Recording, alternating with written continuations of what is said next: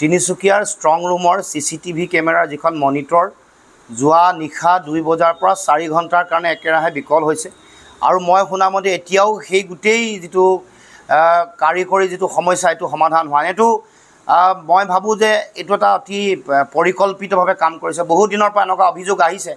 আপোনালোকে সকলোৱে জানে যে টিংখং সমষ্টিত এটা তেওঁলোকৰ EVM মেচিন যিটো অৰ্ডাৰত আছিল প্ৰথম আপ, তাৰপিছত 2 নম্বৰত BJP, 3 নম্বৰত জাতীয় পৰিষদ আৰু 4 নম্বৰত নটা, এই গোটেই মেচিনটো ওলোটাই তেওঁলোকে নটা 1 নম্বৰ কৰিছে, 2 নম্বৰ জাতীয় পৰিষদ, 3 নম্বৰ BJP, কাৰণ 3 নম্বৰত মানুহে ভোট দি আছিল। আৰু এনেকুৱা বহু অভিযোগ আহিছে বহুত ঠাইত CCTV কেমেৰা অবিহনে, বহুত ঠাইত আন্ধাৰ ঠাইত তেওঁলোকে EVM সংস্থাপন কৰিছে আৰু শেহতীয়াকৈ তেওঁলোকে ষ্ট্ৰং ৰুমত এনেকৈ এই যিটো তেওঁলোকৰ CCTVৰ যিটো মনিটৰ, সেই মনিটৰটো যোৱা নিশা 2 বজাৰ পৰা বন্ধ কৰি ৰাখিছে।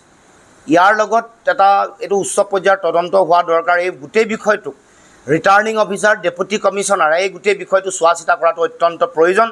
গতিকে আমি ভাবোঁ যে এনেকুৱা ধৰণৰ কাম কাজৰ যোগেদি যিহেতু ৰাইজে গম পাইছে যে ডিব্ৰুগড় লোকসভা সমষ্টি, যোৰহাট লোকসভা সমষ্টিত BJP নিৰ্বাচনত হাৰিব, সেইকাৰণে পাকে প্ৰকাৰে চলে বলে কৌশলে তেওঁলোকে নিৰ্বাচনৰ বৈতৰণি পাৰ হ'বৰ কাৰণে তেওঁলোকে চিন্তা চৰ্চা কৰিছে।